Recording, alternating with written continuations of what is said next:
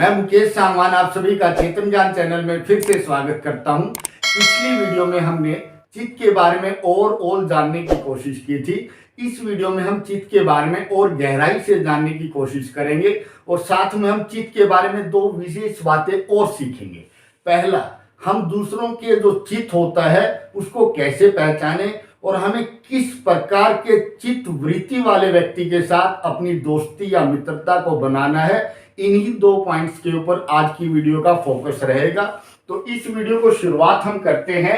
पिछली वीडियो में जाना था चित्त एक मानसिक स्थिति या किसी भी व्यक्ति की जो ओवरऑल प्रवृत्ति या वृत्ति होती है उसको हम चित्त बोलते हैं।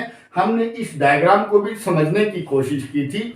इस डायग्राम में हमने देखा था मन शकुनी की तरह होता है, बुद्धि विदुर की तरह होती है और जो अहंकार है ये धृतराष्ट्र की तरह होता है। आज चित्त को और गहराई से समझने के लिए मैं यहाँ इन तीनों पॉइंट्स को एक चीज और से कंपेयर करता हूँ। आपने टीवी में देखा होगा 3 एडजस्टिंग बटन्स होते हैं या मोड होते हैं। एक तो मान लो टीवी का जो कलर है उसको एडजस्ट करने का सिस्टम, दूसरा उसका कॉन्ट्रास्ट उसको एडजस्ट करने का सिस्टम और जो तीसरा होता है उसको ब्राइटनेस। अगर हमें अच्छी पिक्चर क्वालिटी चाहिए होती है तो हमें कलर, कॉन्ट्रास्ट और ब्राइटनेस तीनों को एक अच्छे से बैलेंस करना होता है, तभी हम एक अच्छी पिक्चर देख पाते हैं। इसी तरह जो चित्त होता है इसको भी इन तीनों के द्वारा बैलेंस किया जाता है। इस वीडियो में हम देखेंगे कि किस प्रकार किस टाइप के जो व्यक्ति होते हैं वे अपने चित्त के इन तीनों पॉइंट्स या तीनों इंद्रियों को किस प्रकार से बैलेंस करते हैं। यहाँ हम देखते हैं चित्त की शक्तियां कैसे होती हैं। एग्जाम्पल से भी हम समझेंगे कि एक आम आदमी राजा कैसे बन जाता है। आपने भारत के प्रधानमंत्री नरेंद्र मोदी जी के बारे में सुना होगा। वे एक अति साधारण परिवार से संबंध रखते थे, लेकिन धीरे धीरे उन्होंने अच्छे व्यक्तियों की संगत में रहकर या आगे बढ़ने वाले व्यक्तियों के साथ संपर्क साध कर अपने चित्त को इतना पुष्ट कर लिया, इतना निर्मल कर लिया। और नरेंद्र मोदी जी के बारे में एक बात और कही जाती है कि वो आध्यात्म से भी काफी जुड़े हैं। वो डेली मेडिटेशन करते हैं, ध्यान करते हैं और जो व्यक्ति ध्यान करता है उसको खूब अच्छे से पता होता है चित्त को निर्मल, सुदृढ़ और मजबूत कैसे किया जाए, जो नरेंद्र मोदी जी ने किया। आपको सभी को पता है कि गुजरात के एक अति साधारण परिवार से संबंध रखने वाला एक बालक आज भारत का एक इतना सशक्त प्रधानमंत्री बना कि आज पूरे विश्व के जो दूसरे राष्ट्र अध्यक्ष हैं वो भी आज हमारे प्रधानमंत्री के लिए अपने मन में सम्मान रखते हैं। ये सम्मान केवल जो नरेंद्र मोदी हैं उनके चित्त की बदौलत हुआ है। नरेंद्र मोदी जी को ध्यान से समझने का प्रयास करेंगे, उनका मन कभी विचलित नहीं होता, वे कभी सबजबाग नहीं देखते। वे जितनी भी बातें होती हैं वो बुद्धि से सोचते हैं, अहंकार को अपने ऊपर हावी होने नहीं देते।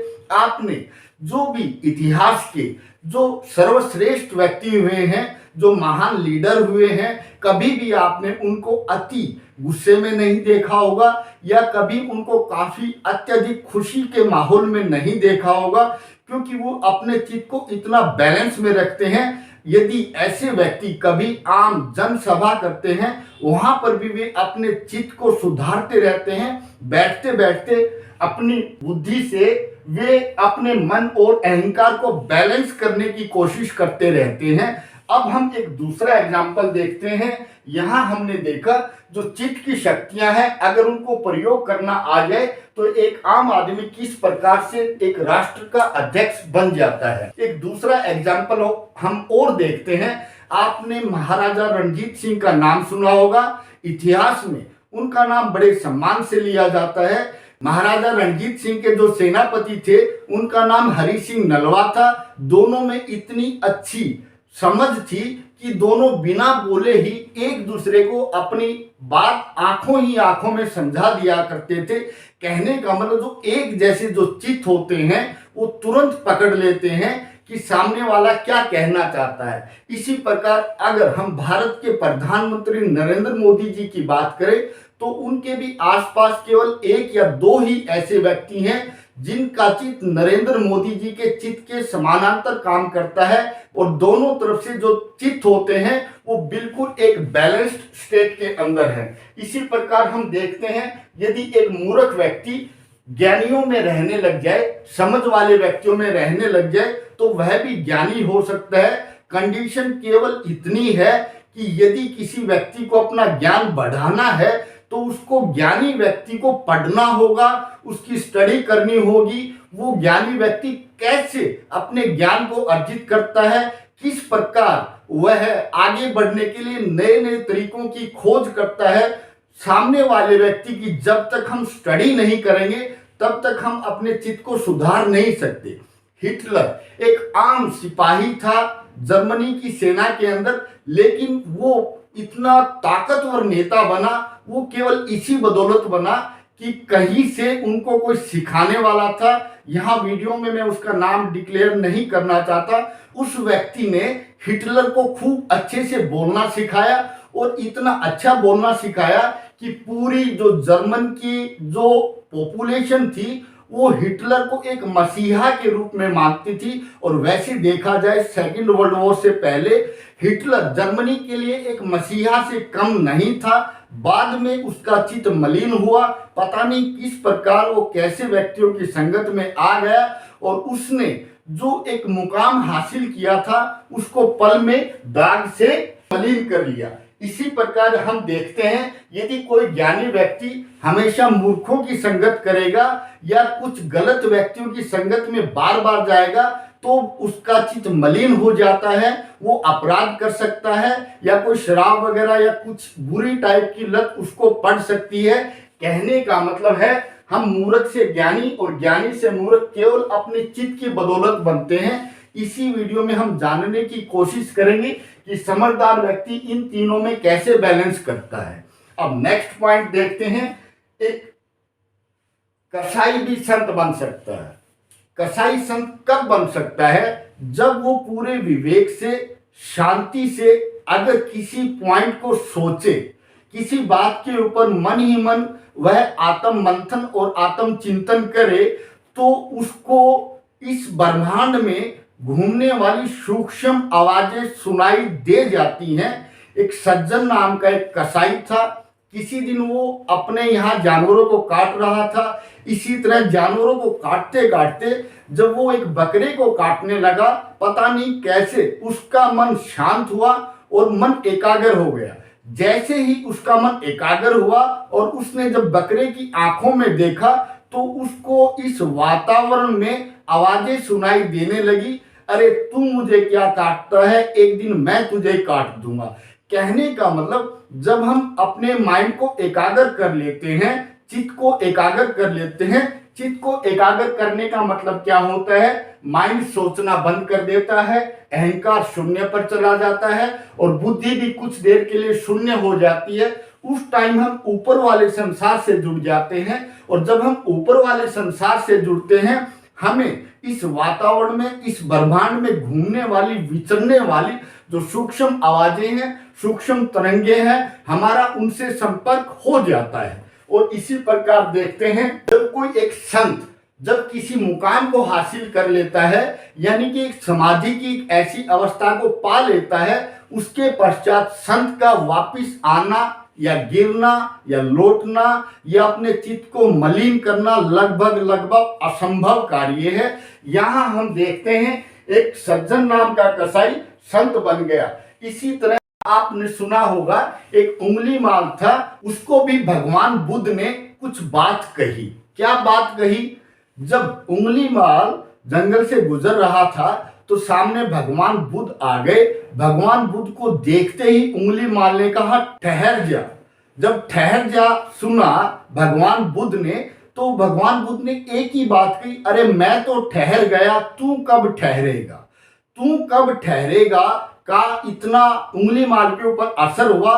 उसी टाइम उसके मन ने सोचना बंद कर दिया, अहंकार उसका शून्य हो गया और बुद्धि ने भी सोचना बंद कर दिया। जैसे ये इस प्रकार की सिचुएशन बनती है तो हमारा चित्त निर्मल होता है, शांत होता है और एकाग्र होता है। और यदि कोई व्यक्ति अपने जीवन में केवल 1 सेकंड के लिए अपने चित्त को निर्मल, शांत या एकाग्र कर ले, तुरंत उसका जीवन पलट जाता है। यानी कि जब जो चित्त होता है, इसको एकाग्र होने के लिए इसका शून्य होना जरूरी है, इसका शून्य होना जरूरी है और बुद्धि का भी शून्य होना काफी जरूरी रहता है। एक व्यक्ति का चित्त दूसरे व्यक्ति के चित्त को प्रभावित करता है। बहुत बढ़िया एग्जाम्पल है, आपने बीजेपी पार्टी का नाम सुना होगा। यहाँ पर जो लीडर्स हैं उनकी मीटिंग होती है, मंथली होती है, एनुअली होती है। यानी कि जो टॉप लेवल के लीडर्स हैं वे अपने चित्त जैसा नीचे वाले जो लीडर्स हैं उनके चित्त को बनाना चाहते हैं, और जो नीचे वाले लीडर होते हैं वो पब्लिक का भी वैसा ही चित्त बनाना चाहते हैं जो उन खुद का होता है। कहने का मतलब जो टॉप लीडर होते हैं वो अपने जैसा चित्त नंबर 2 के लीडर, नंबर 2 वाले, नंबर 3 जो लीडर होते हैं उनका चित्त अपने जैसा कर लेते। धीरे धीरे इस प्रकार पूरे कंट्री का चित्त बीजेपी का चित्त बनाने की कोशिश होती है। इसी तरह कांग्रेस पार्टी क्या करती है, जो टॉप लेवल के लीडर्स होते हैं वो 2nd नंबर के जो रैंक के लीडर होते हैं उनको अपना जैसा चित्त देना चाहते हैं या अपने चित्त जैसा उनका चित्त बना देना चाहते हैं। फिर वो लोग आम जनसभाएं करते हैं। उन जनसभाओं में नंबर 2, नंबर 3 या नंबर 4 जो रैंक के लीडर होते हैं आम आदमी का चित्त जो कांग्रेस का चित्त होता है वैसा बनाने की कोशिश करते हैं। कहने का मतलब जब हम वोट मांगते हैं तो उसमें हमें वोट तभी मिलेगा जब हमारा चित्त आम लोगों के चित्त या लीडर के चित्त से मेल खाता हो। तो कहने का मतलब जो सत्ता है ये तभी मिलती है जब टॉप लीडर्स का जो चित्त होता है वो जब आम आदमियों का चित्त बन जाता है, तभी आपको वोट मिलेगा, तभी आप सत्ता में आते हैं। इसी प्रकार हम एक एग्जाम्पल और देखते हैं। जो बड़ी बड़ी मल्टीनेशनल कंपनीज होती हैं उनके मालिक दूसरे देश के होते हैं, उनके नाम भी दूसरे देशों से होते हैं, लेकिन फिर भी जब वो इंडिया में आते हैं या किसी भी कंट्री में जाते हैं वहां का जो एक आम आदमी होता है उसके चित्त से जुड़कर जो उनका चित्त होता है उस चित्त को खत्म करके अपना जो चित्त होता है वैसा कस्टमर्स का चित्त बना देने की कोशिश करते हैं। इसी प्रकार आपने परिवारों में देखा होगा, कई परिवारों में क्या होता है, लोग शाम को बैठकर परिवार में जितने भी मेंबर हैं बैठकर मीटिंग करते हैं कि हमें कल क्या करना है या अगले हफ्ते क्या करना है या 1 महीने के बाद या फ्यूचर में हमें क्या प्लानिंग करनी है। इससे होता क्या है, जो उस परिवार का मुखिया होता है उसका चित्त वो चाहता है कि सारे परिवार के लोग उसी की तरह सोचें, उसी की तरह वे अपने मन को कंट्रोल करें, उसी की तरह वो अहंकार को कंट्रोल में रखें, उसी की तरह वे अपनी बुद्धि का प्रयोग करें ताकि पूरा परिवार आगे बढ़ सके। तो जो समझदार जो चित्त का मालिक होता है उसकी कोशिश रहती है कि उसके परिवार में जितने भी व्यक्ति हैं उन सभी का चित्त समझदार बन जाए, सुदृढ़ बन जाए और सभी अपने चित्त के मालिक बन जाए और किसी का भी जो चित्त है वो उस व्यक्ति के ऊपर सवार नहीं होना चाहिए। इसी प्रकार एक एग्जांपल और देता हूं। मान लो परिवार में जितने भी व्यक्ति हैं, सदस्य हैं, सभी व्यक्तियों का सदस्यों का जो चित्त है वो अलग अलग टाइप से होगा। यदि हम देखना चाहते हैं परिवार में सबसे बढ़िया सुदृढ़ या निर्मल चित्त किसका है, सीधा सा एक फॉर्मूला है। यदि परिवार के ऊपर कोई संकट की घड़ी आती है तो सबसे जो कमजोर चित्त वाला व्यक्ति होता है सबसे पहले वही भड़केगा, वही गाली देगा, वही अनाप शनाप करेगा, जिसमें सोचने की शक्ति काफी कम है, जिसकी बुद्धि कम काम करती है, जिसका अहंकार तुरंत हावी होता है, जिसका मन तुरंत भटक जाता है। वही व्यक्ति परिवार में दूसरे सदस्य जिनका चित्त स्ट्रॉन्ग है उनको डिस्टर्ब करने की कोशिश करता है। तो इसीलिए मैं आपको सजेस्ट करना चाहता हूं, हमेशा ऐसे व्यक्तियों की संगत करें जिनका चित्त सुदृढ़ होता है, जिनका चित्त मजबूत होता है। चित्त में एक खास बात और होती है, जिस प्रकार हम एक लोहे के टुकड़े को यदि चुंबक के पास ले आते हैं तो चुंबक के गुण लोहे के टुकड़े में आ जाते हैं। इसीलिए हमें चाहिए कि हम अच्छी संगत करें, अच्छे चित्त वाले जो व्यक्ति हैं उनकी शरण में जाएं, उनकी बातें सुने। यदि आप मलिन चित्त वाले या गरीब चित्त वाले व्यक्ति के पास बैठेंगे, बेशक आप कितने ही समझदार हैं, कितने ही ज्ञानी हैं, लेकिन कुछ समय के पश्चात आप पाओगे आपका जो चित्त है बिल्कुल मलिन हो चुका, आपकी सोचने की कैपेसिटी घट जाएगी, आप डिसीजन लेने के काबिल नहीं रहेंगे। इसी प्रकार एक और पॉइंट देखते हैं, निर्मल और जो शांत चित्त होता है वो सबसे ज्यादा पावरफुल होता है। जो एकाग्र चित्त होता है वो भी पावरफुल होता है, लेकिन चित्त का शांत और निर्मल होना काफी जरूरी है। जितने भी साधु संत होते हैं इनका चित्त इतना निर्मल और शांत होता है कि उनके मुख से निकली हुई कोई भी वाणी या उनके माइंड में कोई भी आया हुआ विचार फलित ना हो, ऐसा हो नहीं सकता।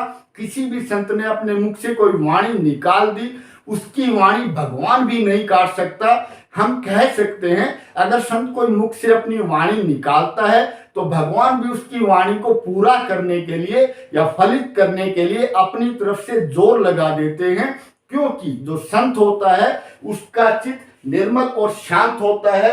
अगली वीडियो में हम जानेंगे जो मन है उसका निर्मल होने और शांत होने से उसमें इतनी शक्ति कैसे आती है, वो इतना पावरफुल कैसे बन जाता है, और साथ में ये भी देखेंगे जो चित्त है कि मैग्नेट की तरह किस प्रकार इस ब्रह्मांड में विचरने वाली अथाह शक्ति को अपनी तरफ खींच लेता है।